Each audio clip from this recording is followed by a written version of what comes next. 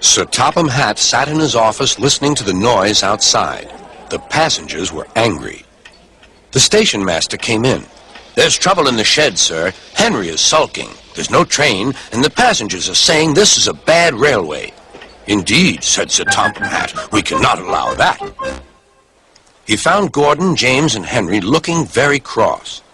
"Come along, Henry. It's time your train was ready." "Henry's not going," said Gordon. "We won't shunt like little tank engines. That was Thomas's job. We're important tender engines. You fetch our coaches and we will pull them. Tender engines don't shunt." "We'll see about that," said Sir Topham Hatt. "No engine on my railway is too important for small jobs." And he hurried away to find Edward. The yard has never been the same since Thomas left to run his branch line, he thought sadly. Edward was shunting. "Leave those freight cars, please, Edward," said Sir Topham Hatt. "I want you to push coaches for me in the yard." "Thank you, sir. That will be a nice change." "That's a good engine. Off you go, then."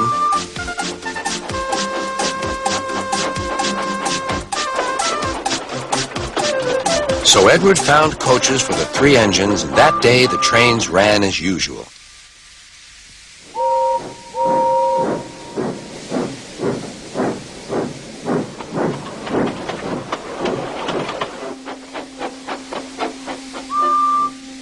But next morning, Edward looked unhappy.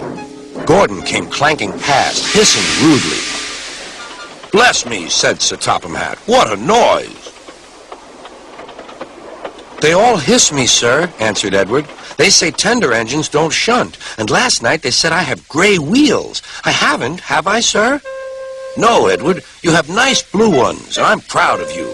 Tender engines do shunt, but all the same, we do need another tank engine here." He went to a workshop, and they showed him all sorts of engines.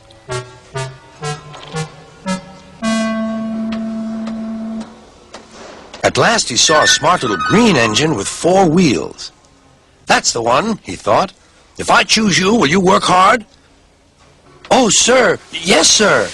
"That's a good engine. I'll call you Percy." "Yes, sir. Thank you, sir." And Sir Topham Hatt brought Percy back to the yard. "Edward," he called, "here's Percy. Will you show him everything?" Percy soon learned what he had to do, and they had a happy afternoon.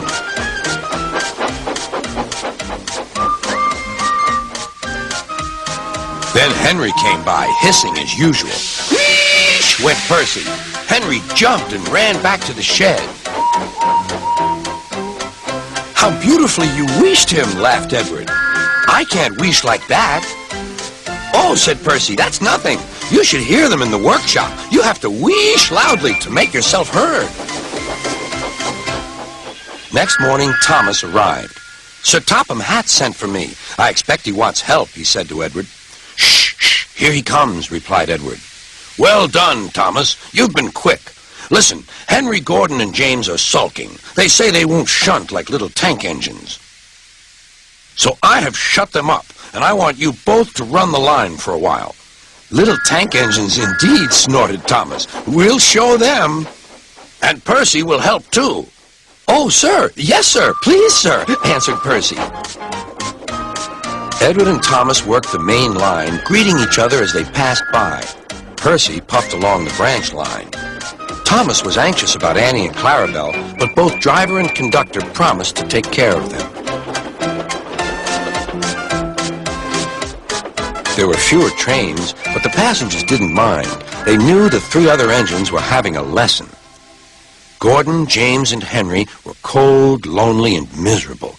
They wished now they hadn't been so silly.